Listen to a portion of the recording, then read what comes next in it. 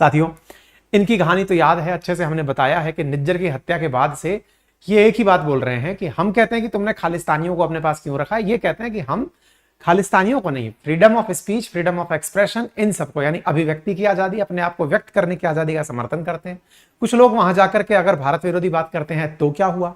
अब तो क्या हुआ अगर तुम ये बात बोलते हो तो आज तुमसे ही ये सवाल है कि तुमने हाल ही में एक ऐसा बिल लाने का प्रस्ताव बना लिया है जिसके चलते कनाडा की ऑनलाइन स्ट्रीमिंग मीडिया में जो भी प्रकाशित होगा सरकार उसे कंट्रोल करेगी। जरा बताओ यार, तुम बड़े दोगले प्रकार के आदमी हो। एक तरफ भारत के केस में तो तुम कहते हो कि सब फ्रीडम ऑफ स्पीच और एक्सप्रेशन होना चाहिए, दूसरी तरफ अपने ही देश में कहते हो कि ऑनलाइन क्या जाएगा ये हम चेक करेंगे। इसका मतलब मामला दाल काले नहीं है, दाल में कुछ काला नहीं है, दाल ही काली है। खैर, चलते हैं एक एक करके सारी घटनाओं को आपसे रिलेट करते हैं और एक अपडेट ये भी देते हैं कि हाल ही में ये भी पता चला है कि जो मणिपुर में हिंसा हुई है उसके पीछे एनडीटीवी ने एक रिपोर्ट कवर की है जिसमें कि कुकी एक नेता जो नामटा संगठन का था वो खालिस्तानियों के साथ उसका वीडियो निकल कर आया है। यह कहा जा रहा है कि मणिपुर हिंसा में भी खालिस्तानियों का हाथ हो सकता है क्योंकि सेपरेटिस्ट जो पावर हैं, जो देश को टुकड़ों में तोड़ना चाहती हैं, वो देश की बेइज्जती कराना, देश का इंसल्ट कराना, शर्मसार कराना, इसके लिए तब सभी कोशिशें करेंगी। ये सारी खबरें हैं, चलिए एक एक करके सारी बातों को बताते हैं। तो देखिए, PM Justin Trudeau Khalistani extremism के ऊपर बोलते हुए पाए गए थे, ये हमने पहले भी जाना है। अपडेट क्या है मणिपुर की हिंसा के बारे में? आप सबको मालूम है कि मणिपुर में विशेष रूप से 3 ट्राइब्स हैं, है ना, मैती, कुकी और नागा। कुकी और नागा पहाड़ों में रहते हैं जो ऑलरेडी एसटी थे, और मैती प्लेन्स में रहते हैं जिन्हें हाल ही में एसटी का दर्जा, शेड्यूल्ड ट्राइब का दर्जा दिया गया है।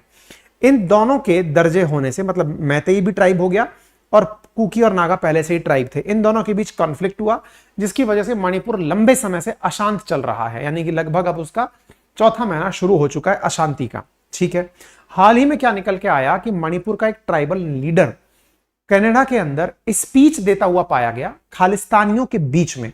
अब देखो यहां पर एक तस्वीर है जो आपको दिख रही है, इसी स्पीच से लोगों ने कि तुम्हारे यहां पर हमारे देश को तोड़ने वाले लोग भाषण दे रहे हैं, और इसी बीच में ये भाई साहब निकल आते हैं, कहते हैं कि भाई फ्रीडम ऑफ एक्सप्रेशन के नाम पर तुम्हारा ये दोहरा खेल शेमफुल है। अब लोगों ने इसे सीधा इंडिया से जोड़ लिया है कि एलन मस्क चूंकि इंडिया आना चाहते हैं तो संभवतः उन्होंने इंडिया के पक्ष में यह बयान दिया है। एक कुकियों का गठबंधन है जिसको नामटा के नाम से जाना जाता है, north American Manipur tribal association, that is NAMTA. NAMTA नामक संगठन का यह प्रतिनिधि हाल ही में खालिस्तानियों के साथ देखा गया। कहां देखा गया? कनाडा के अंदर देखा गया। व्यक्ति का नाम क्या है? लीन गांगते। यह कौन है?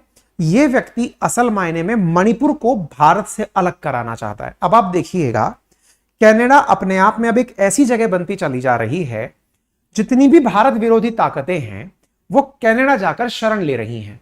इसका सीधा सा अर्थ यही निकाला जाए, निज्जर हो, पन्नू हो या एनआईए के मोस्ट वांटेड हो, उन सबका कनेक्शन कहीं ना कहीं कनाडा से है।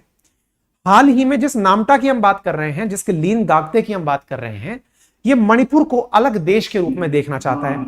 ये रहा वो व्यक्ति आपको तस्वीरों में दिखाई दे रहा है। ये जहां पर है भाषण दे रहा है, ये कोई गुरुद्वारा है, कनाडा के अंदर है, और यहां पर निज्जर निज्जर इसी गुरुद्वारा से कनेक्टेड रहा है, ये व्यक्ति यहां पर भाषण देता हुआ पाया जा रहा है। ये व्यक्ति कह रहा है कि मणिपुर की बात को पूरी दुनिया में भारत के प्रधानमंत्री ने नहीं उठाया। हम खालिस्तान का समर्थन करते हैं, आप हमारा समर्थन करिए। ऐसी न्यूज कहां से निकल कर आई? ऐसी न्यूज निकल कर आई एनडीटीवी के माध्यम से। उसमें क्या कहा गया? उसमें कहा गया कि गांगते ने कनाडा के गुरुद्वारे में आयोजित कार्यक्रम में भारत विरोधी भाषण दिया। जिस तरह से आप लोग खालिस्तान की मांग कर रहे हैं, उसी तरह हम भी मणिपुर के लिए लड़ रहे हैं। मणिपुर में हमारे समुदाय के नेताओं को सरकार मिटा देना चाहती है, उन्हें कनाडा के अंदर राजनीतिक शरण दी जानी चाहिए। अब इस तरह से ये जो व्यक्ति लीन गांगते हैं, ये जब वहां जाकर के कनाडा में जाकर खालिस्तानियों से ये कहता है कि आप अपने लिए अलग मांग कर रहे हैं, हम अपने लिए अलग मांग कर रहे हैं, दोनों, ये तो वो वाली बात हो गई, दुश्मन का दुश्मन दोस्त होता है। तो ऐसी स्थिति में भाई साहब ये तो दोस्ती वाला राग आ गया, और ये रास्ता किसने अपनाया है? तो कुकी कम्युनिटी का कोई लीडर है, उसके द्वारा अपनाया गया है। लेकिन इस समय पर इस बात को पूरी अथॉरिटी के साथ कहना कि ये वीडियो कब का है, इस वीडियो की क्या सत्यता है, क्या ये व्यक्ति इस समय की ही बात कर रहा है या इससे पहले की बात कर रहा है, इसके बारे में कोई भी क्लेम नहीं कर रहा है। लोगों का यह कहना है कि संभवतः यह व्यक्ति जब भी वहां था, लेकिन अगर यह खालिस्तान का साथ मांग रहा है, इसका मतलब खालिस्तान इंडिया को तो पसंद नहीं करता, क्योंकि वो तो इंडिया के टुकड़े चाहता है। यह व्यक्ति उनका साथ चाह रहा है जो कि देश को तोड़ने की बात करते हैं। निश्चित ही इस व्यक्ति के भी इरादे तो नेक नहीं हैं। यह बात इन्होंने अपने लेवल पर निकाली। ठीक है, ये कूकी नेता भारत में अपने आप को अल्पसंख्यक मानते हैं और कहते हैं कि भारत के प्रधानमंत्री नरेंद्र मोदी दुनिया भर में जाकर आए, लेकिन मणिपुर का मामला नहीं उठाकर आए। अब आप इस नामटा के बारे में भी थोड़ा सा जान लीजिए। यह कुकियों का संगठन है और यह संगठन वर्ल्ड बैंक से कहता है कि मणिपुर के विकास के लिए जो आप पैसे दे रहे हो वो मत दो। अब आपका दिमाग चकरा जाएगा कि यार ऐसा कौन करेगा भाई, अपने ही विकास के लिए पैसा मिल रहा हो, वर्ल्ड बैंक दे रहा हो, तो लेने से मना क्यों करे। इनको लगता है इस पैसे का उपयोग कुकियों को थोड़ी, मैटेई को भी मिल सकता है। इससे अच्छा है मत ही दो, आप रहने ही दो, वर्ल्ड बैंक वाले अपने साथ पैसे ले जाओ, हमें जरूरत नहीं है। ऐसा भी इस नामटा के द्वारा जानकारी निकल कर आई है। नामटा का काम क्या है, ये दुनिया भर में रह करके कुकियों के लिए समर्थन जुटाता है।